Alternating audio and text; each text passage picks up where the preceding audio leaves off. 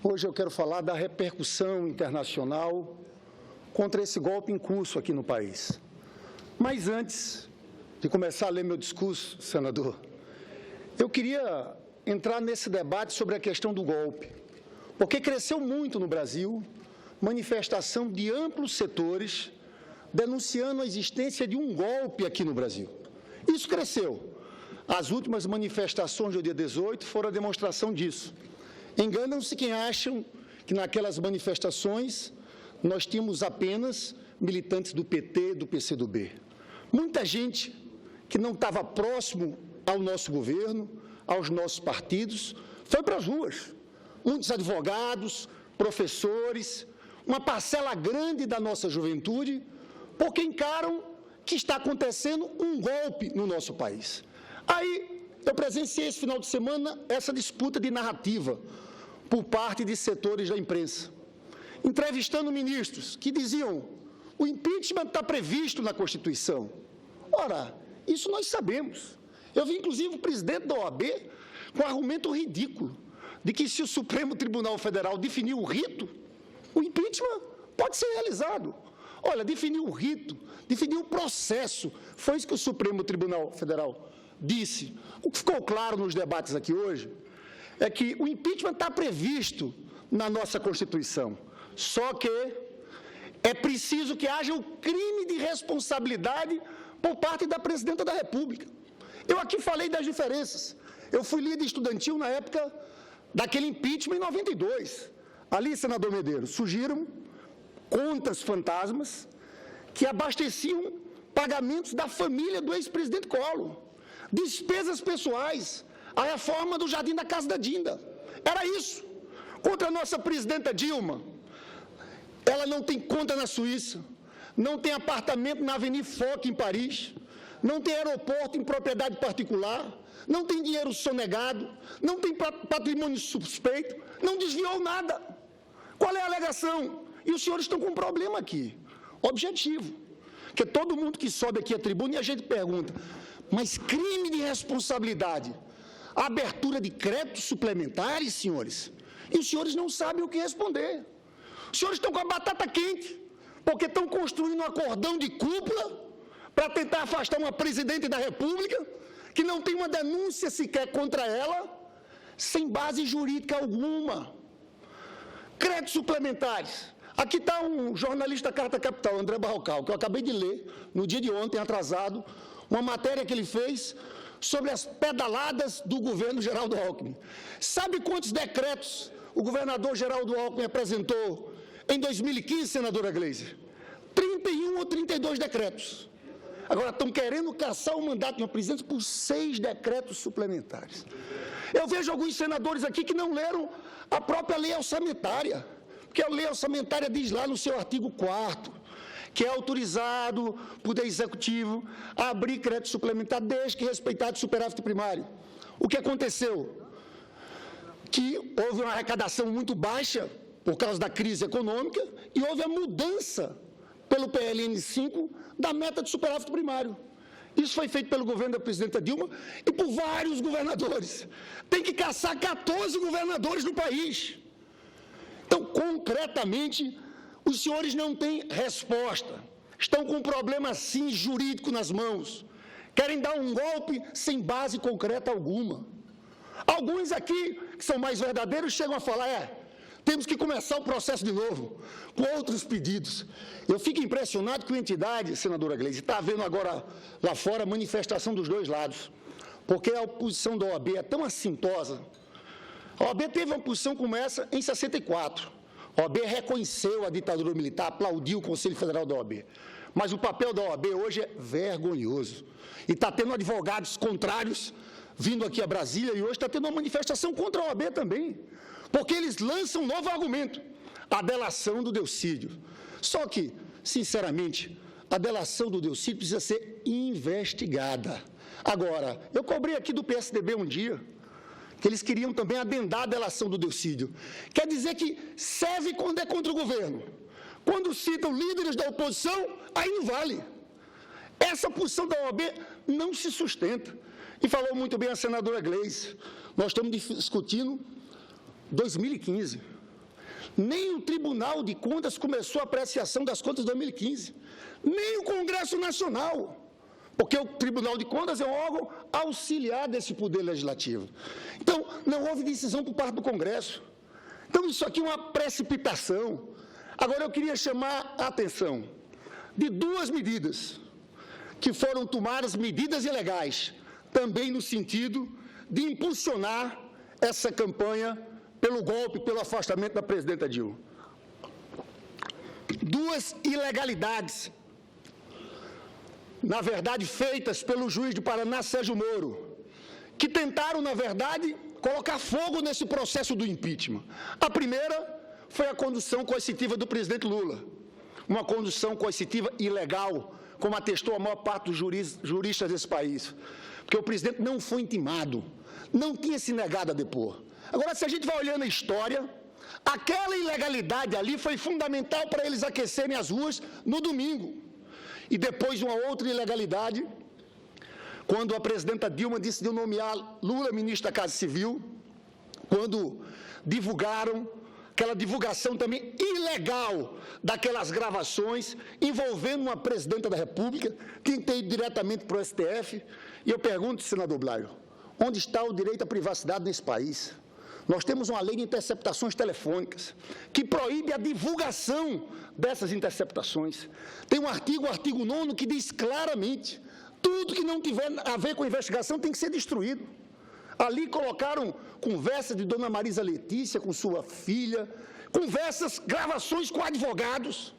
Então, essas ilegalidades ajudaram a construir esse caminho do impeachment aqui no Congresso Nacional. Volto a dizer, sem base jurídica alguma. Agora, a senadora Gleice foi muito feliz. Esse golpe em curso tem um programa. E é um programa radicalmente antipovo. É um programa de restauração do neoliberalismo. Eu diria, com essa ponte para o futuro, nunca um presidente da República seria eleito com um programa como esse. Nunca. Porque é um programa que não teria condições de ser aprovado numa eleição presidencial, por ser um programa, volto a dizer, radicalmente antipovo. Agora, é importante a gente ir para a história. O neoliberalismo, às vezes, se valeu muito das ditaduras. Antes da implantação no governo Thatcher e Reagan, ele foi experimentado no Chile de Pinochet, por 25 Chicago Boys. E aqui está se aproveitando dessa crise, desse golpe em curso, para eles apresentarem um programa que até o Fernando Henrique Cardoso considerou que era um programa muito radical do ponto de vista liberal na economia. Isso disse o Fernando Henrique Cardoso. Eu, de fato, concordo. Nunca foi apresentado um programa neoliberal tão radical como esse aqui. Vamos aos pontos centrais, já muito bem abordados pela senadora Gleice. Primeiro ponto que eu quero chamar a atenção. Diz eles, para isso é necessário, ele faz várias constatações sobre a situação econômica brasileira. Para isso é necessário, em primeiro lugar, acabar com as vinculações constitucionais estabelecidas, como no caso dos gastos com saúde e educação. Pelo amor de Deus. Eu fui prefeito de município. Eu sabia, todos os prefeitos hoje têm que investir 15% em saúde e 25% em educação. Eles querem a desvinculação geral, tanto a nível federal, quanto a nível estadual, quanto a nível municipal. O impacto disso na vida do povo vai ser gigantesco. O nosso sistema de saúde já é precário. Os nossos professores, a gente está conseguindo avançar com muita luta, com esse piso. E que eles, agora, se aprovado isso aqui, o impacto na saúde e na educação é algo enorme. Nós não temos condições de ter a dimensão do que significaria tudo isso. Agora, qual é o objetivo? O objetivo é o de sempre.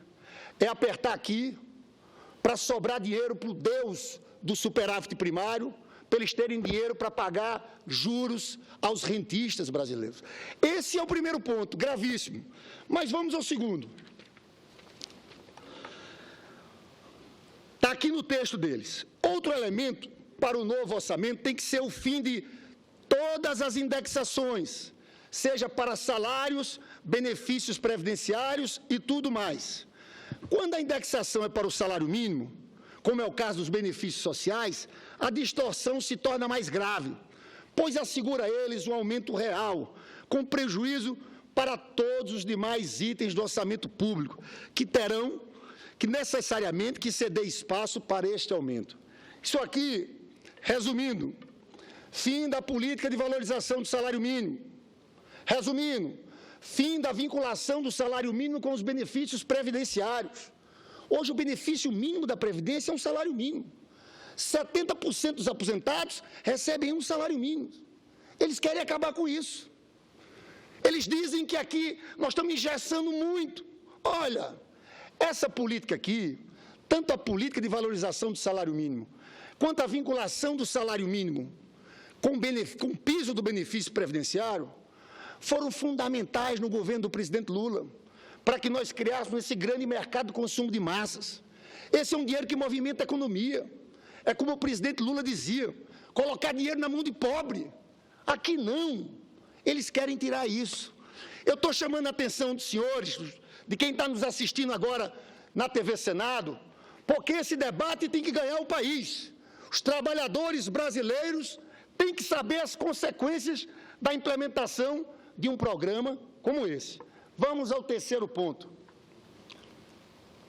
A terceira regra nova do orçamento é a ideia de orçamento com base zero, que significa que a cada ano todos os programas estatais serão avaliados por um comitê independente, que poderá sugerir a continuação ou fim do programa, de acordo com seus custos e benefícios. Hoje os programas tendem a se eternizar, mesmo quando há mudança completa das condições. De qualquer modo, o Congresso será sempre soberano e dá a palavra final para a continuação ou fim de cada programa ou projeto. Gente, olha, nós quando criamos um programa Mais Médico, é um programa que se estrutura ao longo do tempo. O que eles estão querendo dizer aqui? Olha, não está garantido nada. Para falar a verdade, nem o Bolsa Família, nada. E a senadora Gleisi aqui falou do corte que eles querem fazer no Bolsa Família. Entrevista do Moreira Franco, que é coordenador desse programa. Isso aqui não garante a continuidade de políticas públicas. Vai ser muito difícil a gente garantir conquistas que foram alcançadas depois de muito suor. Esse é o terceiro ponto desse belíssimo programa. É em cima desse programa que eles querem fazer um acordão para governar o país. Vamos lá, quarto. Aí um tema longo. Reforma da Previdência, aumentar a idade mínima. É um conjunto de bondades para o povo trabalhador brasileiro. Quinto ponto que quero chamar a atenção. Na parte que eles falam dos juros, da política monetária. Nossos juros são altos nesse momento, porque a inflação está muito acima da meta, de 4,5% e ameaça sair de controle. Eles sabem, todo mundo sabe que nesse Brasil, a inflação alta deriva centralmente de preços administrados, energia elétrica, gasolina, ou também de alimentos. Não inflação de demanda, mas eles continuam. Qualquer voluntarismo na questão dos juros é o caminho certo para o desastre. Tentativas anteriores de baixar a taxa básica sem amparo nos fundamentos fracassaram e cobraram seu preço. Aqui eles estão dizendo para o mercado, fiquem tranquilos, nós não vamos ser irresponsáveis na política monetária, nós vamos manter essa taxa de juros. E eles continuam esse debate todo aqui, falando do aperto em relação ao superávit primário. O que eles querem, na verdade, é isso. Ir para cima de programas sociais, de recursos da área da educação, da área de saúde, para fazer um ajuste fiscal de longo prazo rigorosíssimo, que, ao meu ver, vai piorar a situação da economia, e eles querem, na verdade, deixar intocada a questão do déficit nominal, que nos últimos 12 meses, chegando a janeiro, nós pagamos 540 bilhões de juros, 9,1% do nosso PIB foi de pagamento de juros, mas eles querem saber de 1% de déficit primário. Essa parte aqui dos juros, eles deixam claro, já nesse ponto, o documento, ponto para o futuro. E vamos mais. Item 6, executar uma política desenvolvimentista centrada na iniciativa privada, por meio de transferência de ativos que se fizerem necessários, concessões amplas em todas as áreas. Aqui, concretamente, é a volta da velha política de privatizações, que nós no Brasil conseguimos impedir, que privatizasse na época do governo Fernando Henrique Cardoso, Banco do Brasil, BNDES, Caixa, Petrobras. Eles aqui vêm com tudo. Falam do pré-sal também, fala do retorno do regime de concessões, acaba com o regime de partilha. Item 7, realizar a inserção plena da economia brasileira no comércio internacional, com maior abertura comercial e busca de acordos regionais de comércio em todas as áreas econômicas relevantes. Estados Unidos, União Europeia, Ásia, com ou sem a companhia do Mercosul, embora preferencialmente com eles. Aqui, concretamente, eles falam do fim do acordo de união aduaneira do Mercosul, eles se reposicionam aqui contra a política externa Sul-Sul, que foi extremamente exitosa para o governo brasileiro e para as empresas brasileiras, e o que eles querem aqui é voltar a uma reinserção no mercado internacional de forma subordinada aos interesses norte-americanos. Aqui, claro interesse. Nós construímos uma relação aqui na América Latina, no Mercosul, na CELAC, aqui há um claro interesse de voltar à situação anterior, de submissão à lógica da política internacional norte-americana. 8, e eu chamo a atenção novamente dos trabalhadores brasileiros. Na área trabalhista, permitir que as convenções coletivas prevaleçam sobre as normas legais. Aqui, concretamente, nós estamos rasgando a CLT. Esse documento todo nós, de fato, atacamos ao acordo que foi firmado na Constituição de 88, mas alguns pontos vão mais atrás. A gente rasga a CLT, uma conquista dos trabalhadores desde Getúlio Vargas. Eu falo tudo isso, senhor presidente, porque eu acho que nós vamos ter semanas em que esse debate político precisa ser feito de forma clara no país. O que é que está por trás dessa campanha, desse acordão para tirar uma presidente eleita democraticamente, sem uma acusação direta a ela, sem crime de responsabilidade? O que está aqui é expresso de forma muito clara nesse programa, Uma Ponte para o Futuro. É um projeto ambicioso, que vai ferir direitos de trabalhadores, retirar conquistas históricas dos trabalhadores brasileiros. Eu concluo a minha fala, senador Blairo Maggi, entrando agora no terceiro ponto, talvez o mais longo, por isso eu peço desculpas a Vossa Excelência, que é de leitura da repercussão internacional disso que eu chamo de golpe. Senhor presidente, senhores senadores, senhoras senadoras, a crescente resistência ao golpe e a defesa da democracia brasileira não são apenas nacionais, são também internacionais. Com efeito, representantes de vários órgãos e instituições internacionais vêm se manifestando contra o golpe e os arbítrios cometidos contra o Estado democrático de direito e os direitos e garantias fundamentais em nosso país. Luiz Almagro, diretor-geral da Organização dos Estados Americanos, OEA, afirmou em nota oficial que o mandato constitucional de Dilma Rousseff deve ser assegurado. Uma clara referência aos arbítrios de juízes de primeira instância no Brasil, ressaltou que nenhum juiz está acima da lei.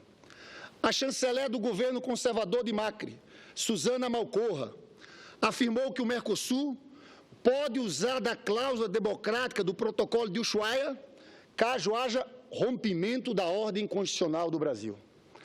Ernesto Samper, secretário-geral da Unasul, afirmou recentemente que Lula goza de toda a sua confiança, mas que esse grande líder sofre, infelizmente, uma perseguição midiática em seu próprio país.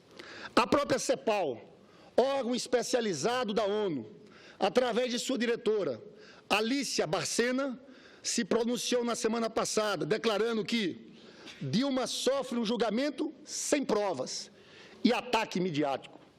Em carta à presidenta Dilma, a CEPAL assim se manifestou. É com profunda preocupação que assisto ao desenvolvimento dos acontecimentos políticos e judiciais que convulsionaram o Brasil nas últimas semanas.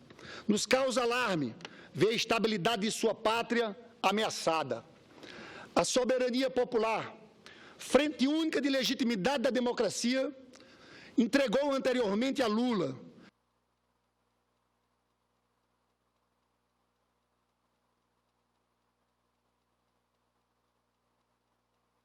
e posteriormente a você, presidenta Dilma Rousseff, um mandato constitucional que se traduziu em governos comprometidos com a justiça e a igualdade. Nunca na história do Brasil, tantas e tantos de seus compatriotas conseguiram evitar a fome, a pobreza e a desigualdade. Também foi significativa para nós a marca determinante com a qual suas gestões reforçaram a nova arquitetura de integração da nossa região, da Unasul à CELAC. Reconhecemos o esforço dos tribunais em perseguir e castigar a cultura de práticas corruptas que foram, historicamente, a parte mais opaca do vínculo entre interesses privados e as instituições do Estado. Temos apoiado permanentemente essa sua tarefa, com a valentia e honradez que é selo de sua biografia, que propicia a criação de uma nova legislação mais exigente e de instituições persecutórias mais fortes.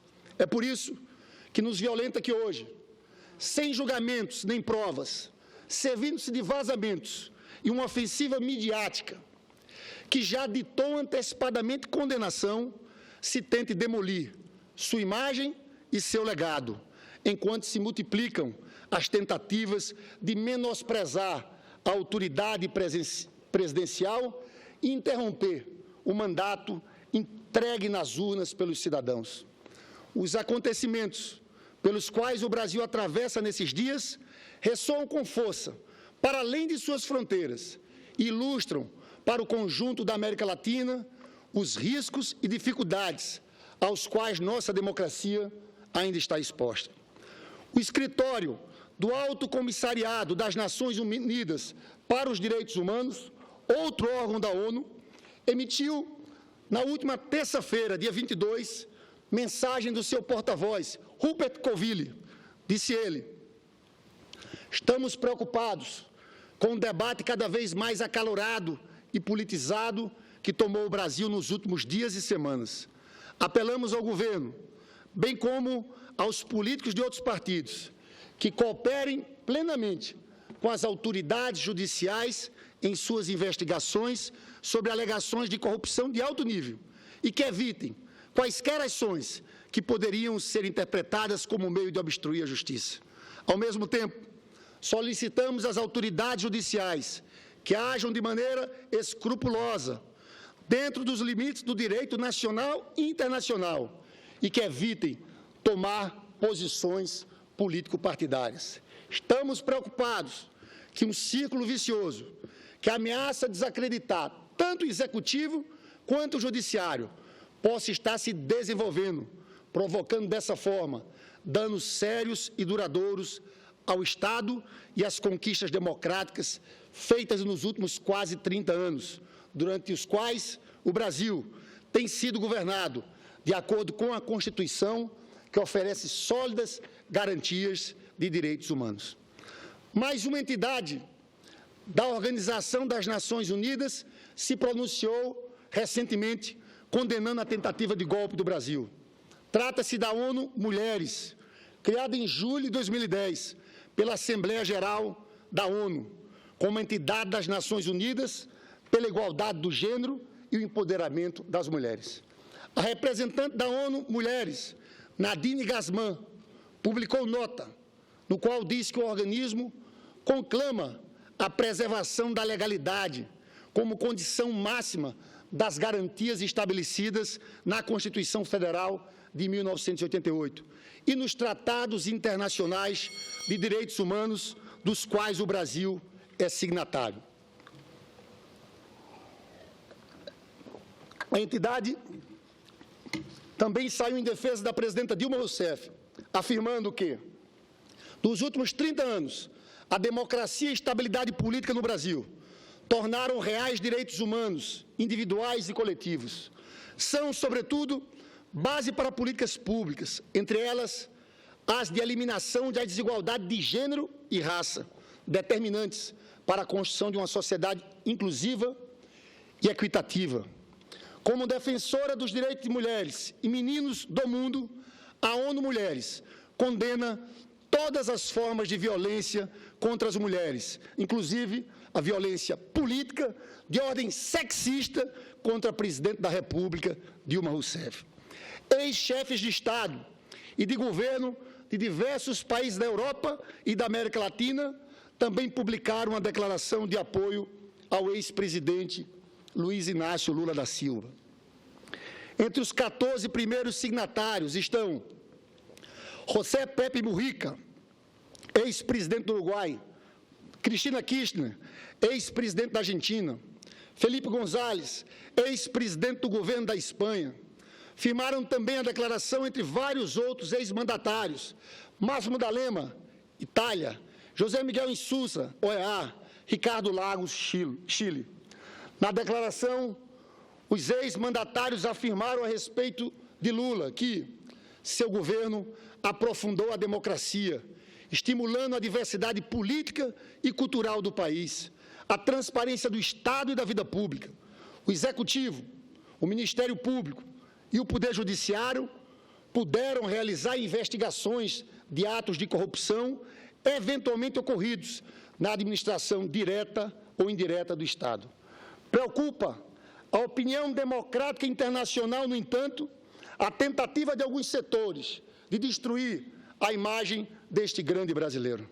Evo Morales, Bolívia, Nicolás Maduro, Venezuela, Rafael Correa, Equador, Michelle Bachelet, Chile, Tabaré Vaz, Uruguai e outros chefes de governo já se declararam empenhados na defesa internacional da democracia brasileira em todas as instâncias internacionais. Adolfo Pérez Esquivel, Prêmio Nobel da Paz, se pronunciou duramente contra o golpe que está sendo gestado. Em sua manifestação, o Prêmio Nobel afirmou que a corrupção não se combate violando a Constituição, se combate com transparência e mais democracia. A transparência não só do Executivo, mas também do Judiciário poderoso e de seus funcionários. O progressismo latino-americano sabe perder eleições porque é democrático. As últimas apertadas eleições na Argentina e Bolívia são outro claro, recente exemplo disso. Aqueles que não sabem perder e apoiam o novo golpismo em nome da democracia, de sua vocação autoritária e de sua impoluta moralidade, não são muito diferentes daqueles que antes apoiavam ou se calavam diante das ditaduras genocidas de nosso continente. Os próprios meios de comunicação internacional, senhor presidente, mais independentes, como o jornal britânico The Guardian, a revista alemã Der Spiegel, o jornal francês Le Monde, o jornal espanhol El País, entre muitos outros, já fazem reportagens e matérias questionando fortemente o processo do golpe no Brasil. A Der Spiegel, alemã, já está chamando o impeachment de golpe frio. A TV Al Jazeera, maior emissora do mundo árabe, acessada em 47 países, fez dura reportagem denunciando o golpe e o papel da mídia partidarizada em sua criação. Senhor presidente, não há dúvida que a rejeição ao golpe vem crescendo rapidamente em todo o mundo, embora em alguns casos tal rejeição seja silenciosa. Foi o que aconteceu com o seminário promovido pelo ministro Gilmar Mendes em Lisboa, com a presença de José Serra, Aécio Neves e o Michel Temer, que suspendeu a ida. Uma espécie de converscote internacional do golpe. Pois bem, as autoridades portuguesas, que foram convidadas ao evento, como o presidente de Portugal, Marcelo Rebelo de Sousa, e o ministro de Negócios Estrangeiros, Jaime Gama, mandaram cancelar suas participações, temendo o tom conspiratório do seminário que mais parecia reunião de um governo no exílio. Golpes conspiratas não são populares. Ninguém com o mínimo de bom senso gosta de associar a eles. É fato que mancham a biografia para sempre. Senhor presidente, É preciso lembrar, e eu peço desculpas novamente pelo tempo, senhor presidente, mas estou concluindo. É preciso lembrar que tanto o Mercosul, como a Unasul e a OEA possuem cláusulas democráticas que poderiam ser acionadas caso o golpe vingue. De fato, as consequências nefastas do golpe não ficariam restritas somente à ordem interna. O Brasil, muito provavelmente, também sofreria com desdobramentos profundamente negativos no plano internacional.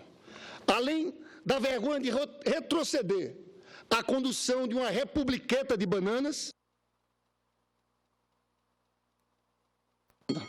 perante a opinião pública mundial, o país quase que certamente arcaria com o peso de um isolamento diplomático no plano regional e internacional.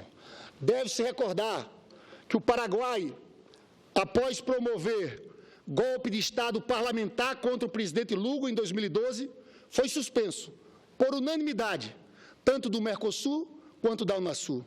No caso do golpe contra Manuel Zelaya em Honduras, no ano 2009, esse país foi suspenso da OEA, também pela unanimidade dos países votantes. Em ambos os casos, os golpes tinham a forma de destituições conduzidas dentro da ordem constitucional e legal daqueles países. Contudo, esse verniz constitucional e jurídico não convenceu ninguém. Prevaleceu o entendimento que ocorrera uma agressão contra o mandato popular e o governo legítimo. Não há por que pensar que, no caso do Brasil, o entendimento seria diferente. Até mesmo o New York Times, jornal conservador, afirmou em editorial recente que não há motivo para a deposição de uma presidenta. Eu quero citar, inclusive, aqui a revista The Economist, também, viu, senadora Gleice? Porque ela fala pedindo a renúncia da presidente, mas ela concorda que não tem base jurídica no pedido do impeachment. Tanto é que eles centram na questão da renúncia, né? Mesmo que não houvesse condenação formal ao possível golpe, o mal-estar diplomático seria duradouro. Convenhamos, uma tentativa de deposição da presidenta, inequivocamente honesta, conduzido pelo atual presidente da Câmara dos Deputados, denunciado em diversos processos criminais, seria motivo de chacota em todo o mundo. Seria piada pronta a percorrer o planeta. Por isso, crescem, no mundo todo, manifestações contra o golpe, contra os arbítrios cometidos contra os direitos fundamentais e, sobretudo, as declarações de apreço ao Brasil e à sua democracia. Pois é disso que se trata. Não é necessário se ter apreço por Dilma ou o seu governo. Trata-se de ter apreço pela democracia e pelos direitos e garantias individuais. O golpe, se concretizado, nos igualaria a países como Honduras e criaria uma fratura política de difícil superação. A crise tenderia a se prolongar e a governabilidade ficaria ainda mais comprometida. Teríamos uma espada de Damocles que nos ameaçaria com constantes golpes parlamentares, os quais poderiam se realizar ao sabor de crises políticas artificialmente gestadas no bojo de um presidencialismo de coalição. Golpe não é solução para a crise, é seu agravamento e prolongamento. É prolongamento da crise interna e prolongada vergonha internacional. Senhores senadores, senhoras senadoras, as forças democráticas do Brasil vivem agora uma situação parecida a que os ingleses viveram na famosa Batalha de Agincourt, se defrontando com as tropas mais numerosas e bem armadas dos franceses. Mas o mais importante não é a escolha oportunista de quem quer ganhar o poder a qualquer custo, é se ter a convicção de que se está do lado certo. O decisivo não é o julgamento conjuntural da mídia venal e dos cultores do ódio, é o julgamento da história que, no longo prazo, condenará implacavelmente os que se colocarem contra a democracia. Como escreveu Shakespeare em Henrique V, a respeito daquela batalha de Agincourt, o fundamental é estar entre os talvez poucos, os poucos afortunados, o bando de irmãos e irmãs que tiveram a coragem e a glória de enfrentar adversário mais poderoso em nome de uma causa justa. E já não somos tão poucos assim. As forças que defendem a democracia crescem, no Brasil e no mundo, sem ódio e com dignidade. Em Angicur, os que pareciam mais fracos venceram. Nós também podemos vencer. A democracia pode vencer. A democracia vencerá. Muito obrigado, senhor presidente, pela tolerância. Eu agradeço muito. Eu sei que extrapolei em mais de 10, talvez 15 minutos o tempo. Então, agradeço, Vossa Excelência.